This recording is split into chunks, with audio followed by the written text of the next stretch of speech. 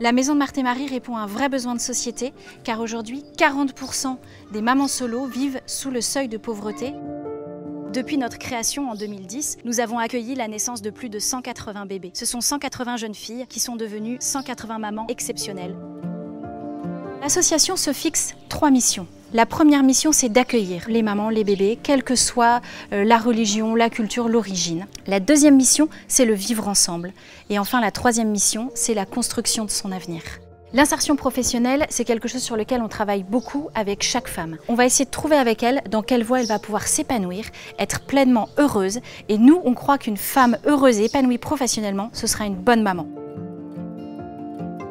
Aujourd'hui, la Maison de Marthe et Marie anime 10 colocations dans 9 villes de France. Ça représente un total de 75 places d'hébergement. Qu'est-ce que c'est qu'une colocation solidaire, la Maison de Marthe et Marie?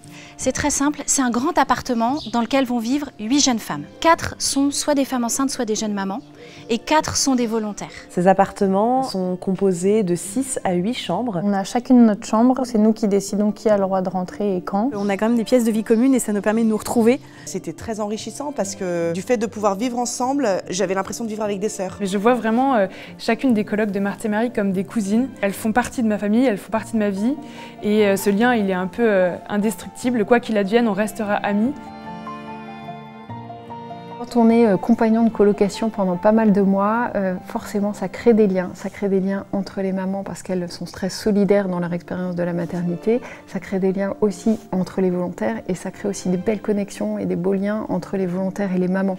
Ces amitiés, c'est vraiment la force du modèle, tout simplement parce que c'est ce qui permet de lutter contre l'isolement. Et elles ressortent après un an de colocation avec tout un tissu social autour d'elles qui leur permet de rester bien insérées des années, des mois après la colocation.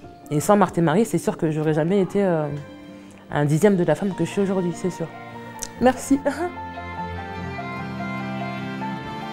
Aujourd'hui, nous recevons beaucoup plus de demandes puisque rien qu'à Paris, nous recevons plus de 350 candidatures par an pour actuellement 8 places d'accueil. C'est donc beaucoup trop peu. Nous avons besoin de nous développer, nous avons besoin d'ouvrir de plus en plus de places d'hébergement pour ces femmes enceintes.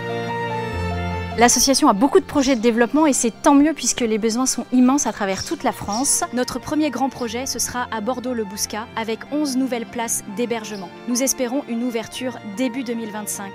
Deuxième projet d'envergure à horizon 2027, 3 nouvelles colocations à Paris dans le 6e arrondissement sur le site de Vaugirard Solidarité. On aimerait bien aussi ouvrir à Toulouse.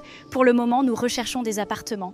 La Maison de Marthe et Marie porte un nouveau projet de développement, Marthe et Marie's Family. L'idée sera de pouvoir accueillir des jeunes femmes enceintes dans des familles. Nous sommes actuellement en projet pilote avec 3 binômes.